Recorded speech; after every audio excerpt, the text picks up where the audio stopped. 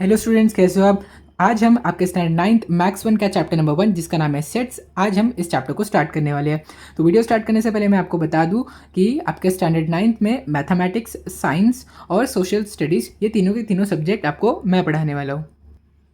तो आज हमारे सिलेबस स्टार्ट हो रहा है। तो ये है हमारे स्टैंडर्ड 9th मैथ्स 1 का चैप्टर नंबर 1।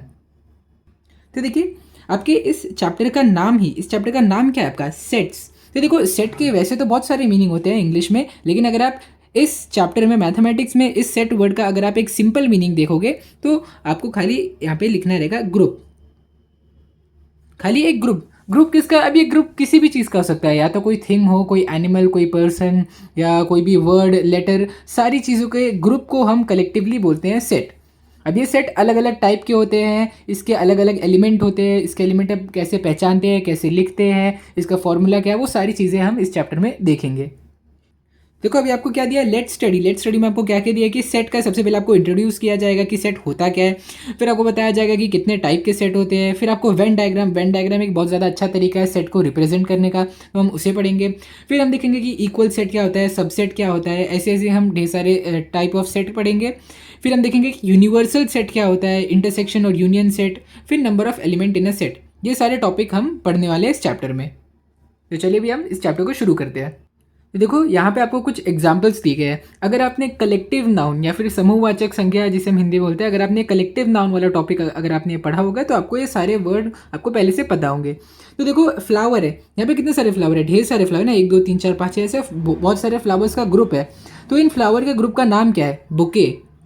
तो कभी भी अगर आप बोलते हो कि ढेर सारे फ्लावर्स है, तो आप ऐसे नहीं बोलते कि अ ग्रुप ऑफ फ्लावर्स, आप बोलते हो अ बुके ऑफ फ्लावर्स।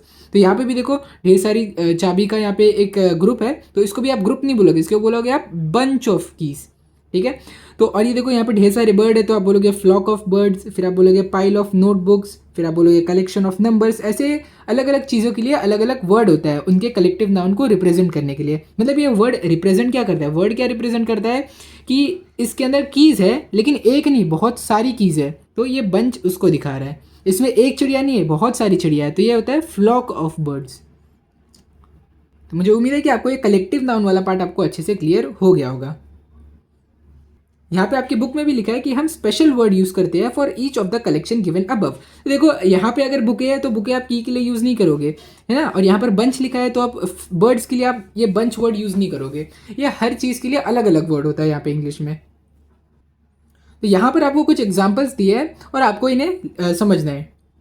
तो देखते हैं इसमें पहला क्या दिया। तो देखो, पहला तो आपको दिया है डेज ऑफ अ वीक। अब एक वीक में कौन से डे होते हैं? Monday, Tuesday, Wednesday, Thursday, Friday, Saturday, Sunday, ऐसे आपके डेज ऑफ अ वीक होते हैं।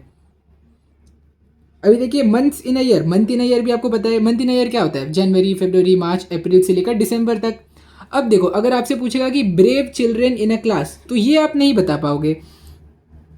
तो यहाँ पे आपको बोला भी गया है। देखो, अभी यहाँ पे मान लो किसी ने आपसे पूछा कि number of happy people in a village. तो देखो, लेकिन हैप्पी एक ऐसी कोई डेफिनेशन नहीं है कि जिसको आप एकदम क्लियरली बता सको। हो सकता है एक पर्सन आज हैप्पी है, कल अनहैप्पी है।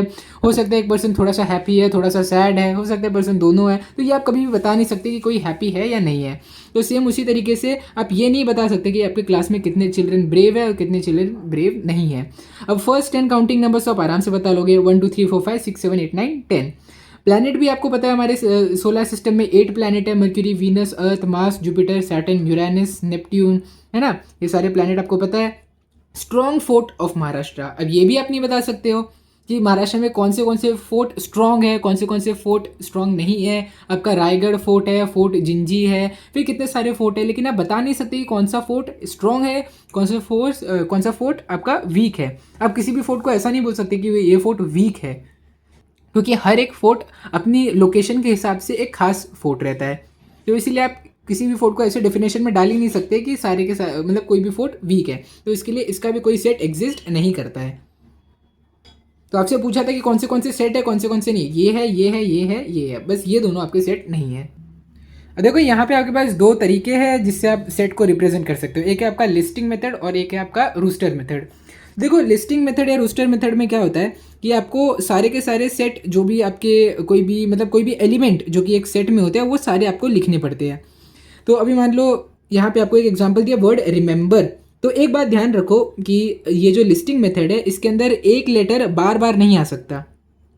तो मुझे उम्मीद है कि आपको ये क्लियर हो गया होगा। अभी आप देखो कि कैसे इसको लिखते हैं। अब देखो आर है इसके अंदर, तो आप यहाँ पे आर लिखोगे, करली ब्रैकेट से शुरू करोगे, आर लिखोगे, ई है तो ई लिखोगे, एम है तो एम लिखोगे। अब ई वापिस आया है ना, लेकिन एक बार तो आपने ई लिख दिया है तो वापस आप इसको नहीं काउंट करोगे। एम भी वापस आ रहा है, इसको भी काउंट नहीं करोगे। बी एक नया वर्ड है तो बी भी आप लिख दोगे। देखो ई वापस आ रहा है, आर भी वापस आ रहा है, तो खाली इतने ही वर्ड इसमें आएंगे। ये है आपका लिस्टिंग मेथड। अब देखो, अब आपको क्या बोला है कि रूल, कौन सा रूल है, ये है आपका सेट बिल्डर मेथड। तो सेट बिल्डर मेथड में क्या करते हो, आपको एलिमेंट को लिखते नहीं हो बल्कि आप एलिमेंट को रिप्रेजेंट करते हो कोई ना कोई फॉर्मूले से या कोई ना कोई रिलेशन से। अब देखो ए, ये जो है ये जो ए सबसेट है, इसमें क्या लिखा है, एक्स, ए का एलिमेंट एक्स है and x belongs to natural number such that ये जो एक्स है वो 1 से बड़ा है और 10 से छोटा है। तो अगर आपको इसको लिखना रहे, अब देखो ये इन्फॉर्मेशन से आपको खुद लिखना है। अब देखो ये जो एक्स है नेचुरल नंबर आपको पता है ना क्या होता है। नेचुरल नंबर शुरू होता है 1 से, 1 2 3 4 5 6 7 8 9 10 से लेकर इन्फिनिटी तक जाता है। तो अब आपको पता होना चाहिए कि नेचुरल नंबर क्या होते हैं, तो इसके बाद ही आप इसका सेट लिख पाओगे। अब कंडीशन क्या बोली कि एक्स 1 से बड़ा है, अच्छा मतलब एक्स 1 से बड़ा है तो 2 से शुरू होगा, 2 3 4 5 6 7 8 9। अब जैसे ही आप 9 पर जाओगे तो आपको देखना पड़ेगा यहाँ पर क्या लिखा है, वो 10 से छोटा है, 10 से बड़ा नहीं है। तो यहाँ पे आपका आंसर आ जाएगा 9। 2 से लेकर 9 तक जितने भी नंबर है वो सारे हमारे ए के सबसेट है।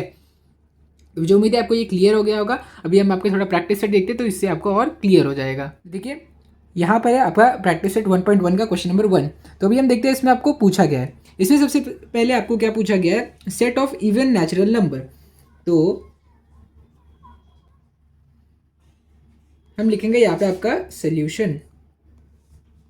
तो आपका सोल्यूशन कैसे जाएगा यहाँ पे कि सबसे पहले आपको पता होना चाहिए कि नेचुरल नंबर क्या होता है और इवन नंबर क्या होता है। तो अभी मैं नेचुरल नंबर को n से डिनोट कर रहा हूँ। तो अब देखो नेचुरल नंबर कहाँ से शुरू होता है, वो शुरू होता है आपका 1 से। 1 2 3 4 और 4 से लेकर जाता है ये आपका इन्फिनिटी तक।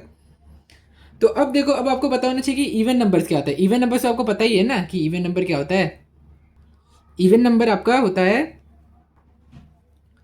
अब मैं इवन नंबर को अगर मैं ई से डिनोट करूँ तो आप यहाँ पे लिखोगे 2 4 6 8, ऐसे करके आपका जाएगा ये इन्फिनिटी तक। अब आपसे पूछा यहाँ पे क्या है, आपसे पूछा है set of even natural number ना, तो आप इवन नेचुरल नंबर का जो सेट है इसको आप ऐसे डिनोट करो और यहाँ पे आप लिखना शुरू करो। तो इवन नेचुरल नंबर है क्या, 2 4 6 8, ये सब है आपके इवन नेचुरल नंबर। क्योंकि देखो आपको ऑड नंबर तो आपको चाहिए नहीं, यानी कि 3 नहीं आएगा, 5 नहीं आएगा, 7 नहीं आएगा, वो सारे के सारे जो भी 2 के टेबल में जो भी आते हैं वो सब के सब आएंगे, बाकी उनको छोड़ के कोई भी नंबर इसमें नहीं आएगा। देखो 2 1 2, 2 2 4, 2 3 6 और 2 4 8। तो सेम वही तरीके से यहाँ पे देखो, यहाँ पे 1 है ना, तो लेकिन 1 तो आएगा नहीं क्योंकि 1 तो 2 के टेबल में आता ही नहीं है, क्योंकि वो इवन नंबर नहीं है। तो यहाँ पर आपका क्वेश्चन नंबर 1 हो गया है। आप इसको अच्छे से नोट कर लो, फिर हम आपका क्वेश्चन नंबर 2 स्टार्ट करते हैं। तब क्वेश्चन नंबर 2 में आपसे पूछा गया है कि set of even prime number. देखो आपने कुछ कभी ना कभी फिल इन द ब्लैंक्स में या कहीं ना कहीं तो ये ज़रूर पढ़ा होगा कि 2 is the only even prime number. बाकी सारे के सारे जो भी प्राइम नंबर है आपके 1 3 5 7 9, जितने भी आपके सारे प्राइम नंबर है वो आपके प्राइम नंबर कैसे हो जाएंगे, हो जाएंगे आपके ऑड। खाली कौन सा 2 सिर्फ एक अकेला प्राइम नंबर है जो कि एक इवन नंबर है, बाकी सब के सब है आपके ऑड नंबर। तो यहाँ पे आपको बोला गया है कि set of even prime number from 1 to 50। अगर 1 to इन्फिनिटी भी बोल देता तो भी आपका आंसर क्या आता, आपका आंसर आता 2। यहाँ पर भी आपका आंसर क्या आएगा 2। ठीक है, तो यहाँ पे आपका क्वेश्चन नंबर 2 भी कंप्लीट हो गया है। ये था क्वेश्चन नंबर 2 का आपका सोल्यूशन, इसको आप नोट कर लीजिए। फिर हम आपका क्वेश्चन नंबर 3 स्टार्ट करते हैं। देखो अब आपसे यहाँ पर क्या पूछा गया, सेट ऑफ नेगेटिव इंटीजर। देखो जब भी आप पॉजिटिव नंबर्स को लिखते हो आप ऐसे लिखते हो ना, 1 2 3 4 5 करके लेके जाके आप इन्फिनिटी तक इसको लेके जाते हो ना। लेकिन क्योंकि आप यहाँ पे नेगेटिव इंटीजर की बात कर रहे हो, नेगेटिव इंटीजर कैसे होता है, देखो ये होता है 0 -1 -2 -3, ऐसे आप इंटीजर्स को लिखते हो ना। तो सेम वही तरीके से आपको यहाँ पर भी लिखना पड़ेगा। वो भी नेगेटिव इंटीजर पूछा है ना, क्योंकि जीरो और देखो आपको पॉजिटिव नंबर आपको डालने नहीं है और जीरो भी आपको डालना नहीं है, क्योंकि हमें क्या चाहिए, हमें चाहिए सिर्फ और सिर्फ नेगेटिव इंटीजर। तो आप लिखोगे -1 -2 -3 और यहाँ पे लेके आके आप इसको लेके चले जाओगे इन्फिनिटी तक। देखो यहाँ पर ये आपका क्वेश्चन नंबर 3 भी कंप्लीट हो गया, जो कि बहुत ज़्यादा सिंपल था। हमने सिर्फ एक ही सेट बनाया और वो सेट में हमें आंसर भी हमारा मिल गया। तो अभी आप इसको नोट कर लीजिए, फिर हम यहाँ पे 7 बेसिक साउंड ऑफ सरगम सुर यहाँ पे करेंगे। तो देखो ये सुर तो आपने सुना ही होगा ना, कभी न कभी, या तो कार्टून में या तो कोई मूवी या शो में आपने ये किसी ना किसी को बोलते हुए ज़रूर सुना होगा। हमारे जो 7 सुर है, जैसे सा रे गा मा पा दा नी सा, ऐसे 7 सुर है ना, सा रे गा मा पा दा नी सा। ठीक है, ये जो सा है वो रिपीट हो रहा है, लेकिन हमने क्या पढ़ा था कि कोई भी एलिमेंट एक सेट में रिपीट नहीं होता, इसीलिए हम इसको कैसे लिखेंगे, सा रे गा मा पा धा नी सा। अब सा, देखो अब ऐसे बोलते हैं ना, सारे गामा पादा नी सा, लेकिन सा वापस नहीं आएगा। सा क्यों नहीं वापस आएगा, क्योंकि वो एक बार पहले से आ चुका है, और हमारे जो भी सेट में कोई भी एलिमेंट कभी भी रिपीट नहीं होता। मुझे उम्मीद है कि आपको ये वाला पार्ट भी क्लियर हो गया होगा। यहाँ पे आपका प्रैक्टिस सेट 1.1 का सब क्वेश्चन 1 कंप्लीट हो गया। उसके चारों के चारों जो आपके सब क्वेश्चन थे वो भी हमने कर लिया है। अभी आप इसको अच्छे से नोट कर लीजिए, फिर हम आपका क्वेश्चन नंबर 2 स्टार्ट करते हैं। देखो यहाँ पर आपको सिंबॉलिक रिप्रेजेंटेशन जो भी है इसको आपको वर्ड्स में लिखना है। तो देखो ये जो ई जैसा ये जो लेटर है, इसका मीनिंग क्या होता है, इसका मीनिंग होता है एलिमेंट। अगर कभी भी मैंने ऐसे लिखा कि क्यू जो है क्यू ये क्यू ई ए, अब इसका मतलब क्या हुआ, इसका मतलब हुआ कि ये जो क्यू है ये ए का एक एलिमेंट है। और अगर मैंने ऐसे लिख दिया जो पी है और ऐसे ई के ऊपर क्रॉस कर दिया और ए लिखा, तो इसका मतलब क्या हुआ, P is not an element of A, मतलब पी जो है वो ए का एलिमेंट नहीं है।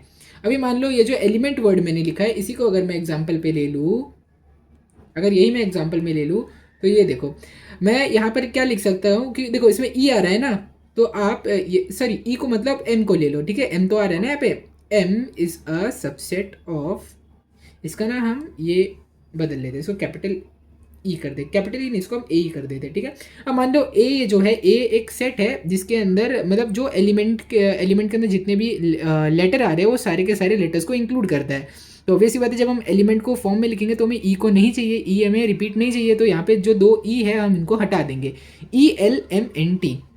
ठीक है, और अगर मैं ऐसे लिख रहा हूँ कि m इज अ सब एलिमेंट ऑफ a, तो इसका क्या मतलब हुआ कि m ये जो है वो इसका एलिमेंट है, a का एलिमेंट है। वही अगर मैं ऐसा q लिखूँ, क्या मैं ऐसे लिख सकता हूँ कि q is an element of a, नहीं लिख सकता ना, क्योंकि e तो q तो आ ही नहीं रहा है ना, a के अंदर तो q आ ही नहीं रहा है, तो मैं ऐसा नहीं लिख सकता, तो मुझे इसको ऐसे लिखना पड़ेगा। तो मुझे उम्मीद है कि आपको समझ गया होगा कि ई का मतलब क्या होता है, और ये जो ई क्रॉस है इसका मतलब क्या होता है। ई का मतलब होता है कि वो उसका एलिमेंट है, और ई क्रॉस मतलब ये उसका एलिमेंट नहीं है। देखो यहाँ पर लिखा है 4/3 ई क्यू, यानी कि 4/3 is an element of the set Q. मुझे भी देखिए आपको क्लियर हो गया होगा। और देखो सेकंड क्वेश्चन भी काफ़ी आसान है। कि सेकंड क्वेश्चन में आपको क्या करना है, सेकंड क्वेश्चन में खाली आपको कुछ चीज़ें यहाँ पे बदलनी पड़ेगी। यहाँ पे दिया है कि 2 क्रॉस ई और एन दिया है, इसका मतलब आपका हो गया कि -2 is not an element of the set, कौन से सेट का, सेट एन का। ये जो सेट -2 है वो सेट एन का एलिमेंट नहीं है, क्यों नहीं है, क्योंकि यहाँ पे क्रॉस दिया है। ठीक है, मुझे उम्मीद है आपको ये भी क्लियर हो गया होगा। अभी हम करते हैं आपका क्वेश्चन नंबर 3। अब क्वेश्चन नंबर 3 थोड़ा अलग है। देखो क्वेश्चन नंबर 3 में आपको क्या दिया गया है, पी दिया गया है, और बीच में एक ये जो लाइन आपको ड्रॉ की गई है, और उसके बाद लिखा गया है कि P is an order, sorry P is an odd number. तो अब ये क्या डिनोट कर रहा है, ये डिनोट कर रहा है कि ये जो स्मॉल p है वो इस कैपिटल P का एक एलिमेंट है, सच दैट ये जो कैपिटल P है वो एक ऑड नंबर होना चाहिए। अब ऑड नंबर तो कोई भी नंबर हो सकता है ना, ऑड नंबर मतलब 1 हो गया, 3 हो गया, 5 हो गया, 7 हो गया, 9 हो गया, 11 हो गया। इसको आप क्या बोल सकते हैं, इन शॉर्ट आप बोल सकते हो कि 2 के टेबल में जो भी नहीं आता है वो एक ऑड नंबर है, और वो सारे के सारे जो नंबर्स है वो हमारे इस कैपिटल P के एलिमेंट है। ठीक है, तो मुझे उम्मीद है कि आपको ये क्लियर हो गया होगा। अब अगर हमें इसको वर्ड्स में लिखना है तो हम क्या बोलेंगे, P is an element of the set, कौन से सेट का, कैपिटल P का, ये स्मॉल p था ना, ये कैपिटल P है, such that P is an odd number. ये उसका सबसेट है such that P is an odd number. तो इसको अगर आपको वर्ड्स में लिखना है तो इसको ऐसे लिखोगे। तो मुझे उम्मीद है कि क्वेश्चन नंबर 3 भी आपको बहुत अच्छे से क्लियर हो गया होगा। तो अभी आप इसको अच्छे से नोट कर लीजिए, फिर हम आपका क्वेश्चन नंबर 3 स्टार्ट करते हैं, क्योंकि ये आपके क्वेश्चन नंबर 2 का सब क्वेश्चन 3 कंप्लीट हुआ। अभी हम इसका क्वेश्चन नंबर 2 स्टार्ट करेंगे। देखो, इसको लिखने का एक और तरीका है, अगर आपको वो तरीका अच्छा लगता है वो भी लिख सकते हो। यहाँ पे आप लिख सकते हो कि capital P is a set of all P's. यहाँ पे मैंने कैपिटल पी लिख दिया, यहाँ पे आपको लिखना है negative P P's such that all of them are odd numbers. तो ये था आपका दूसरा तरीका इसको लिखना। आपको जो तरीका अच्छा लगता है आप अपने मन से भी इसको लिख सकते हो, बस ये आप ध्यान रखना कि इसमें डेफिनेशन चेंज नहीं होनी चाहिए, इसका मतलब चेंज नहीं चाहिए। बाकी लैंग्वेज आप कोई भी यूज़ करो, आपको सब पे मार्क्स मिलेगा। देखो, अगर मैं बोल रहा हूँ कि डी एक सेट है और इसके एलिमेंट है डेज ऑफ अ वीक, तो अगर आपको सबसे पहले इसको कौन से मेथड में लिखना है, आपको इसको लिखना है लिस्टिंग मेथड में। अगर आपको इसको लिस्टिंग मेथड में लिखना है तो सबसे पहले आपको क्या करना पड़ेगा, यहाँ पे आपको लिखना है डी। अब डी क्या है, डेज ऑफ अ वीक। तो यहाँ पे आप लिखोगे Monday, Tuesday, Wednesday, Thursday, Friday, Saturday और फिर लास्ट है आपका संडे। यहाँ पे मैंने शॉर्ट फॉर्म लिखा है, आपको शॉर्ट फॉर्म नहीं लिखना है, आपको अच्छे से पूरा एग्जाम में लिख के आना, वरना टीचर आपके ना मार्क्स इस पर काट सकती है। तो देखो, ये तो हो गया हमारा लिस्टिंग मेथड से। अब आप इसको सेट बिल्डर फॉर्म में भी लिख लो, क्योंकि आपसे क्वेश्चन में क्या बोला गया है कि रूल मेथड से लिखो और लिस्टिंग मेथड दोनों से लिखो ना। तो अभी हम यहाँ पे रूल मेथड से लिख देते हैं। अब रूल मेथड में क्या है, रूल मेथड में कभी भी आप एलिमेंट नहीं लिखते हो, आप बस एलिमेंट को रिप्रेजेंट करते हो कि एलिमेंट होता क्या है। तो यहीं से आपको मालूम पड़ रहा है कि आपको इसके अंदर रूल मेथड में आपको क्या लिखना पड़ेगा। रूल मेथड में आपको पहले कोई भी variable A B C D से लेके जेड तक कोई भी वेरिएबल चूज कर लो। मान लो मैं यहाँ पे एक्स चूज कर रहा हूँ, एक्स। अब यहाँ पे आपको एक लाइन मारनी पड़ेगी, फिर आपको लिखना पड़ेगा ये एक्स के बारे में, ये एक्स है क्या, आपको वो लिखना पड़ेगा। तो ये x is a day of the week. मतलब एक्स क्या है, एक्स हफ्ते के 7 दिनों में से कोई एक दिन है। अब वो मंडे हो सकता है, Tuesday, Wednesday, Thursday, Friday, Saturday, Sunday, हुए तो कुछ भी हो सकता है ना। तो यहाँ पर आपका लिस्टिंग मेथड और रूल मेथड हमने यहाँ पे कंप्लीट कर लिया। अब इसको अच्छे से नोट कर लीजिए, फिर हम यहाँ पे आपका सेकंड क्वेश्चन लिखते हैं। तो देखो, यहाँ पर मैंने आपको आपके लिए कौन सा सेकंड, आपको देखो यहाँ पे क्या बोला गया कि 2 सेट आपको लिखना है ना। तो पहला सेट हमने क्या देखा, डेज ऑफ अ वीक। अब सेकंड सेट हम देखते हैं letters of the word science. अब साइंस ये जो वर्ड है, इसके अंदर जितने भी लेटर आते हैं वो सारे के सारे लेटर आपके डी के अंदर होने चाहिए। तो इसको देखिए कैसे शुरू करते हैं। अब डी किसके इक्वल है, साइंस ना। तो सबसे पहले क्या आ रहा है आपका, SCIEN। अब एन पर आपको रुक जाना है, फिर आपको नेक्स्ट वर्ड देखना है सी। अब देखो, सी 2 बार आ रहा है तो हम रिपीट तो करेंगे नहीं, तो ये सी को काट दो। अब ई भी दूसरी बार आ रहा है तो हम इसको भी नहीं लिखेंगे, तो उसको भी काट दो। अब क्या बचा, SCIEN, SCIEN, बस इतना ही बचा है। अब यहाँ पे आपको इसको रूल मेथड से लिखना है। रूल मेथड में तो आपको पता ही है, कोई भी वेरिएबल एक्स वाई जेड जो भी चूज करना है आपको चूज कर लो। यहाँ पे एक्स लिख लो, यहाँ पे बीच में एक लाइन मार दो। अब आपको बताना है ये एक्स है क्या। तो x is a letter of the word, कौन सा word, science, of the word science. इसको अब अगर इन्वर्टेड कॉमा में भी आपको डालना है तो आप डाल सकते हो, अच्छा लगता है ऐसे देखते तो टीचर के सामने आपकी प्रेजेंटेशन अच्छी बनेगी। देखो, यहाँ पर हमने हमारा सेकंड वाला भी जो एग्जाम्पल था उसको हमने लिख के कर लिया है। तो अभी आप इसको अच्छे से नोट कर लीजिए और अब हम आपका क्वेश्चन नंबर 4 स्टार्ट करते हैं। तो यहाँ पे सबसे पहले आपको क्या लिखने बोला गया, आपको लिखने बोला गया है कि all months in Indian solar year. तो अगर आपने हिंदी अच्छे से पढ़ी होगी तो आपको पता होगा इसका आंसर क्या है कि all month in Indian solar year कैसे लिखना है। जैसे कि चैत्र, वैशाख, ज्येष्ठ, आषाढ़, भद्रा, ऐसे ढेर सारे नाम है ना। जैसे आपको पता है ना, जनवरी, फरवरी, मार्च, अप्रैल, मई, जून, जुलाई, तो वैसे ही हमारे इंडियन कैलेंडर में भी ईयर्स होते हैं। और मुझे पता है कि आप में से बहुत लोग को ये नहीं पता होगा, तो आप इसको भी अच्छे से याद कर लो। खाली इंग्लिश ही याद करने की ज़रूरत नहीं है, आपको हमारी हिंदी भी याद करना पड़ेगा, ठीक है। तो अगर आपको हिंदी के मंथ्स नहीं पता है और टीचर ने एग्जाम में क्वेश्चन पूछ दिया तो आप इस क्वेश्चन को नहीं कर पाओगे, तो इसीलिए आपको हिंदी मंथ भी याद रहना चाहिए। देखो यहाँ पे मैंने पहले ही आपके लिए सारे के सारे हिंदी मंथ लिख के रखे हैं, आपको इसको अच्छे से याद कर लेना है। तो हिंदी मंथ में क्या आपके चैत्र, वैशाख, ज्येष्ठ, आषाढ़, श्रावण, भद्र, अश्विन, कार्तिक, अग्रहायण, पौष, माघ और फाल्गुन। ये 12 मंथ जो है वो आपको अच्छे से याद रहने चाहिए। तो इसको अच्छे से नोट कर लीजिए, फिर हम आपका क्वेश्चन नंबर 2 स्टार्ट करते हैं। यहाँ पे आपसे क्या बोला गया, आपसे बोला गया है letters in the word complement. तो अब कॉम्प्लीमेंट का जो सेट है इसको आप ए से रिप्रेजेंट कर लो। अब आपसे बोला गया कॉम्प्लीमेंट, तो कॉम्प्लीमेंट की स्पेलिंग क्या होती है, COMPLE,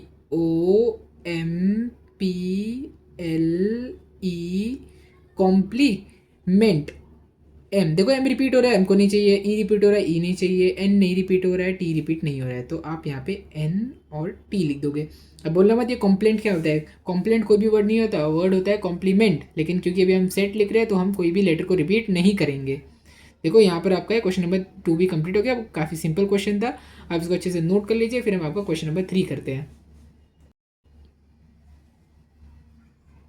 तो देखो क्वेश्चन नंबर 3 में आपसे क्या पूछा गया, क्वेश्चन नंबर 3 में आपसे बोला गया set of human sensory organ. तो ह्यूमन सेंसरी ऑर्गन तो आपको पता ही है ना कि क्या है, आइज, नोज, स्किन, ईयर,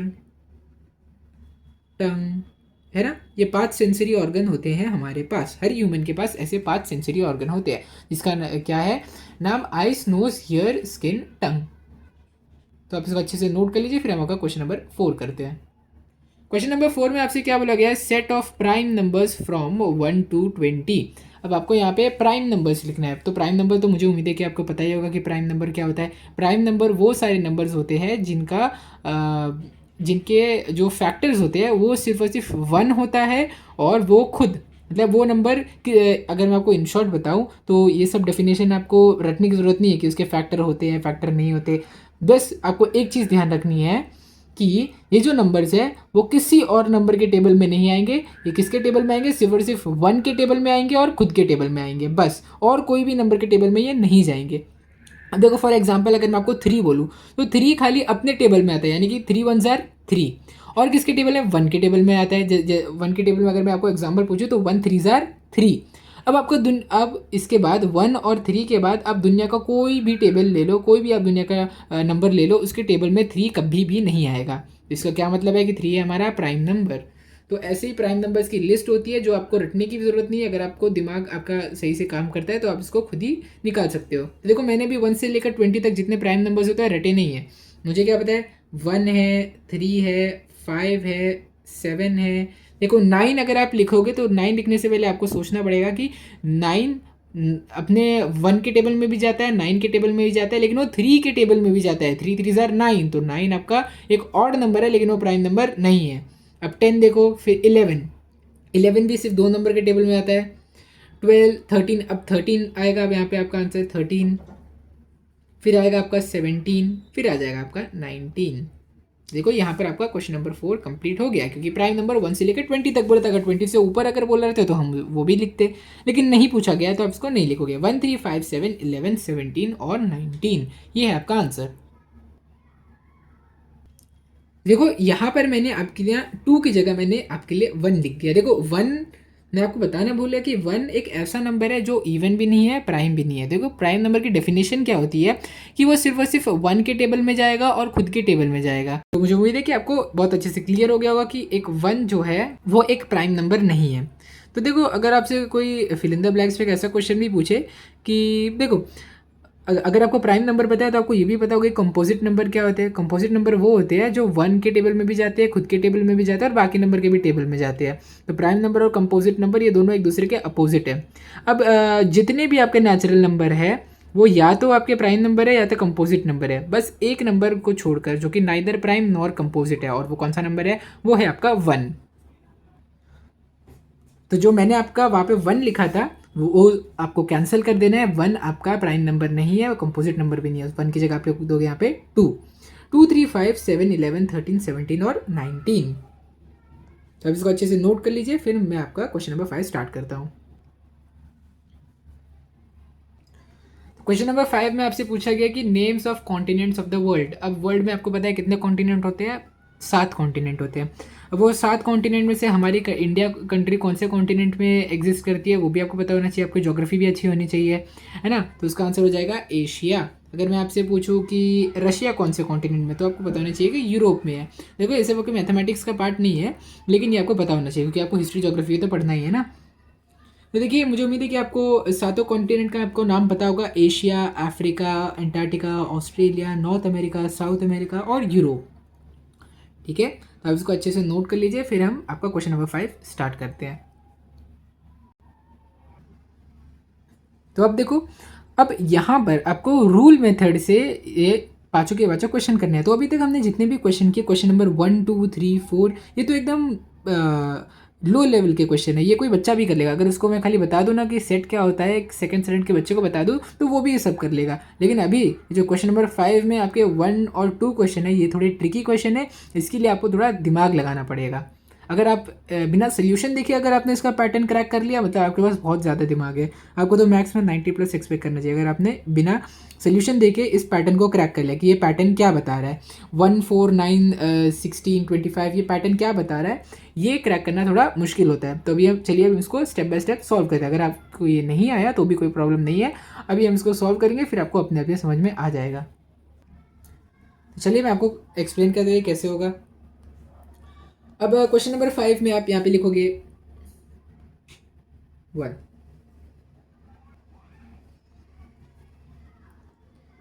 अब देखो, अगर आपको ये नहीं समझा तो भी कोई प्रॉब्लम नहीं है, मैं भी आपको ये पैटर्न समझाता हूँ। अब देखो यहाँ पे लिखा है 1, फिर लिखा है 4 9 16 25 36 49 64। तो अब इसका पैटर्न क्या है? अगर मैं आपको बोलूँ कि एक बार आप ना सारे नेचुरल नंबर लिखो, जो भी 1 से जो भी नेचुरल नंबर है वो सब आप लिखो एक बार नेचुरल नंबर।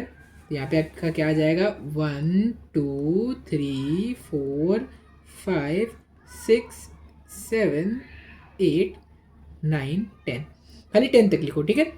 अब देखो, अब ना आपको हर एक नंबर का आपको करना है स्क्वायर, हर एक नंबर का आप स्क्वायर करो।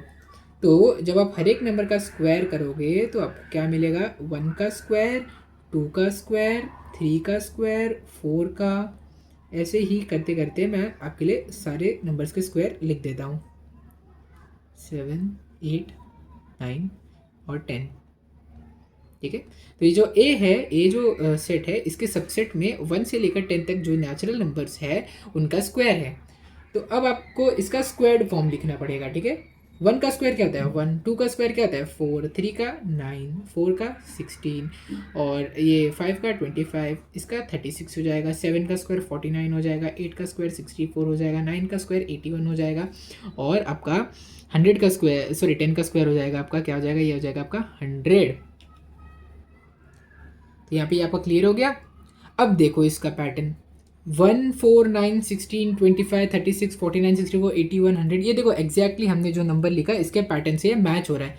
मतलब कि ये जो ए सबसेट है इसमें 1 से लेकर 10 तक सारे नंबर्स का एक परफेक्ट स्क्वायर है। देखो अभी हमें इसको लिखना है, ये देखो ये जो हमने लिखा है ना, ये आपका लिस्टिंग मेथड है, लेकिन लिस्टिंग मेथड से हमें इसको किस में लिखना है, रूल मेथड में लिखना है ना। देखो कभी भी लिस्टिंग मेथड ज़्यादा आसान होता है रूल मेथड से। तो अभी हम यहाँ पे आपका ये रूल मेथड लिखते हैं।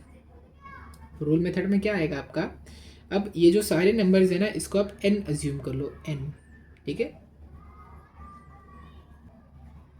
या फिर n अज्यूम करने की जगह आप यहाँ पर सीधा अज्यूम कर लो x is equal to n square, where comma के बाद आप n के बारे में इन्फो, देखो ये तो आपने बोल दिया कि a के अंदर जो भी एलिमेंट है आपने वो सबको x से डिनोट कर दिया। अब आपको x के बारे में भी तो इन्फॉर्मेशन देनी पड़ेगी ना। x क्या है, n का square, where n is a natural number, ठीक है। n एक नेचुरल नंबर यानी कि 1 से शुरू हो रहा है ना, 1 2 3 4 5 6 7 8 9 10, और n जो है वो क्या है, वो है लेस देन 11। मुझे उम्मीद है कि आपको ये वाला पार्ट आपको अच्छे से क्लियर हो गया होगा कि नेचुरल नंबर्स जो है वो 1 से शुरू हो रहे हैं, 10 पे ख़त्म हो रहे हैं, और इन सभी का स्क्वायर इस एलिमेंट का पार्ट है, मतलब इस सेट का पार्ट है। तो अब मैं आपको यहाँ से बताता हूँ कि इससे पढ़ के आप रिवर्स इन्फॉर्मेशन आप कैसे निकाल सकते हो, ये पढ़ के आप रिवर्स इसमें कैसे जा सकते हो। तो ये पढ़ने के बाद क्या होगा, आप पहले क्या देखोगे कि ए क्या है, ए है आपका एक्स, ओके ए एक्स है, एक्स किसके इक्वल है, एक्स इक्वल है एन स्क्वायर के, अच्छा ठीक है एक्स एन स्क्वायर के इक्वल है। अब जो एन, ये जो एन है ये एलिमेंट है नेचुरल नंबर का, नेचुरल नंबर को आप एन से डिनोट करते हो ना, नेचुरल नंबर को आप एन से डिनोट करोगे तो ये एन का हो जाएगा सेट।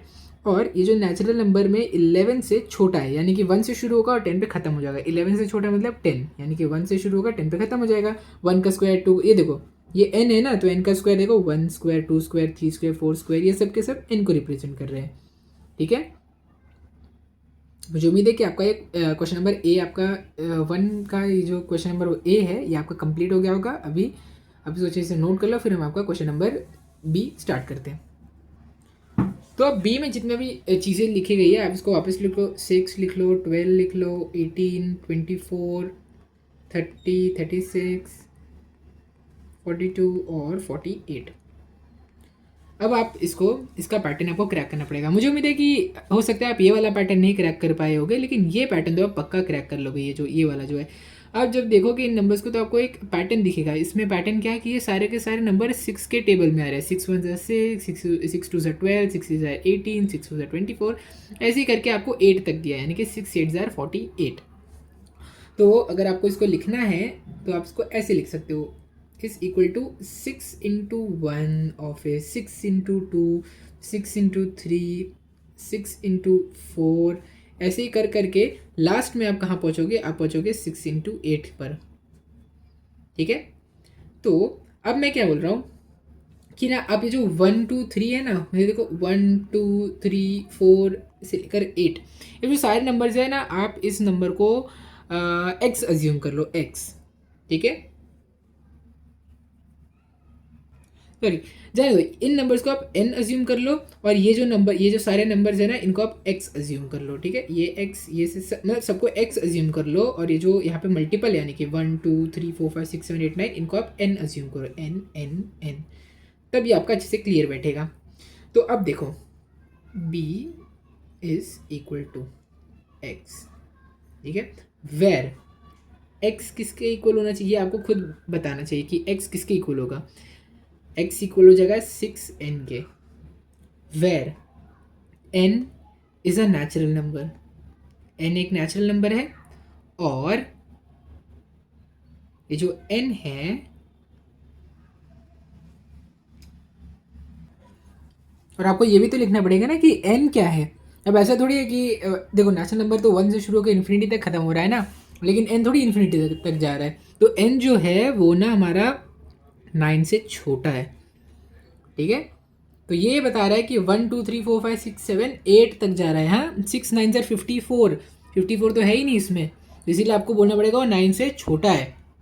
तो मुझे उम्मीद है कि आपको ये वाला पार्ट भी क्लियर हो गया होगा। अभी आपको जो 3 4 5 है वो तो बहुत आसान है, वो तो अभी हम देखो ऐसे ही सॉल्व कर देंगे इसको। अब देखो question number 4, sorry question number 3 है ना आपका, क्वेश्चन नंबर 3। अब क्वेश्चन नंबर 3 में क्या आपका स्माइल, तो स्माइल, तो सी में ना आपको स्माइल में जितने भी वर्ड है इसको आपको अज्यूम करना पड़ेगा। क्या आपको अज्यूम करना है, स्माइल में जो तीनों वर्ड है, सारे जो 5 वर्ड है, लेटर है, उसको आप एक्स अज्यूम कर लो। अब इस एक्स के बारे में इंफॉर्मेशन लिखो, such that x is a letter, x is a letter. तो देखो लेटर और वर्ड के बीच में आपको कंफ्यूज नहीं होना है। मैं जब छोटा था मैं बहुत कंफ्यूज होता था कि एक लेटर क्या होता है, वर्ड क्या होता है। मैं समझता था ना कि ये जो ग्रुप है इसको लेटर बोलते हैं, और जो WA ऐसे जो सिंगुलर चीज़ें होती है वो मुझे लगता था कि वर्ड है, लेकिन असल में इसका उल्टा होता है। तो आपको इसको भी बहुत ज़्यादा ध्यान रखना है, वरना आपकी मैथ्स की टीचर ना ग्रामर बोल के आपके मार्क्स काट लेगी। तो आपको क्या लिखना है, x is a letter from the word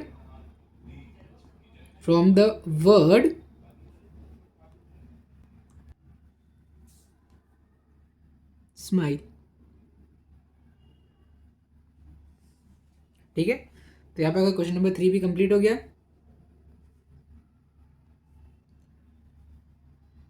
आप इसको अच्छे से नोट कर लीजिए, फिर हम आपका क्वेश्चन नंबर 4 और 5 करते हैं। तो क्वेश्चन नंबर 4 अगर आप देखोगे ना तो ये हमने पहले ही कर लिया है। क्या मैं आपको दिखाऊँ, मैं आपको पीछे जाके दिखाता हूँ कि हमने कहाँ किया है।